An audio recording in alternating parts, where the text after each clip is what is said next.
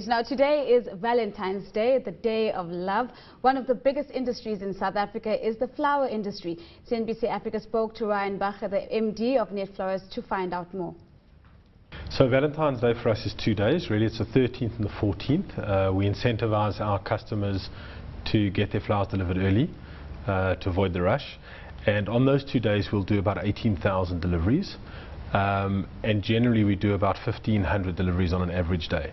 So we times our capacity by almost 10.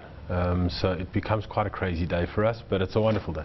Of course, when you say 18,000 deliveries, this must mean that you need to think differently about your distribution and how you get those flowers to the recipients. What do you do differently in anticipation? Right. So every part of our business expands, so not just distribution. We have more bandwidth, we get more call center agents, we have more drivers, we have more vehicles, we have more vans, we have many more florists. So the good news story, I guess, is that we employ about 800 temporary employees that come to join our business. They get trained, they obviously get paid, and they get employed. So those 800 people allow us to expand significantly and meet the demands. And of course they always say that when you think Valentine's, you think roses. Are those the flowers of choice on this day, or are you seeing others creeping up as competition? Right, so they're certainly the flowers of choice. In the flower category, everybody wants red roses. What are some of the concerns that you need to take up leading up to Valentine's, especially when we think about the volumes that you're dealing with and ensuring that your product is fresh and as good as it possibly can be? Right, so the first thing is the quality of the roses. So obviously we buy the best quality. So that's one area we focus on. Another area is having enough vehicles, having enough drivers, that our website works efficiently. So all these things are stretched, but we put enough resources in place that we manage that stretch. Let's look at some of the general trends that happen again around Valentine's Day, in addition to the flowers, in terms of the actual return on your business. What do the numbers generally look like? And is there another event that comes close to Valentine's? Right, so there absolutely is. Mother's Day and Valentine's Day for us are fairly similar. They are our two peaks of the year. And collectively they bring 15% of our revenue for the year. So that's quite significant because they're 3 or 4 days. So 3 or 4 days of the year bring 15% of our revenue. So it certainly is a peak. Having said that, the rest of the year is pretty healthy for us. Birthdays, anniversaries, those kind of occasions are very important and happen every day. So the peaks are healthy for us and we focus on them, but during the year is as important.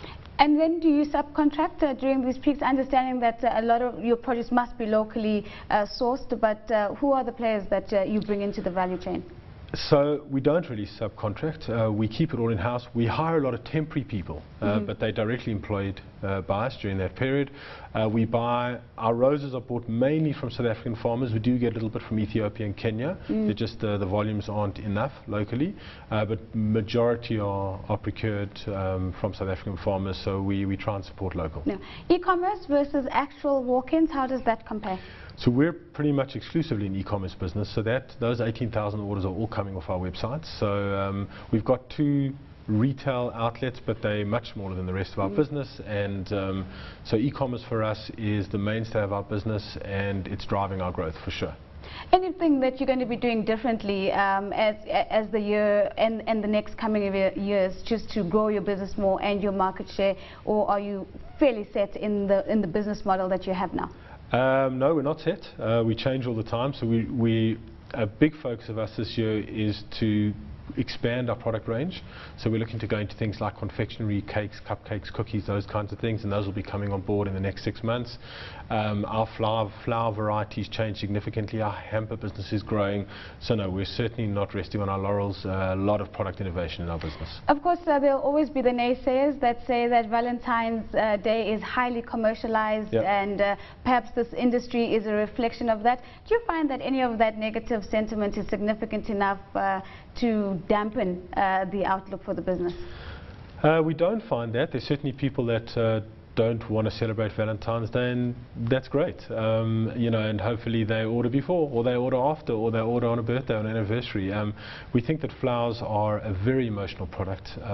They're beautiful when delivered. The look on a woman's face when she gets flowers is unlike getting anything else.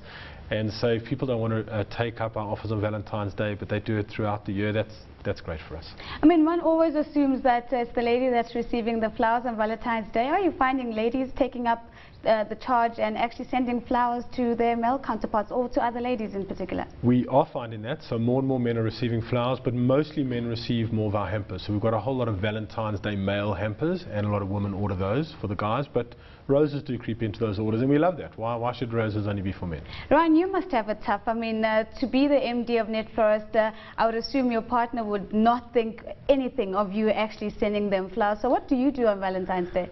I collapse.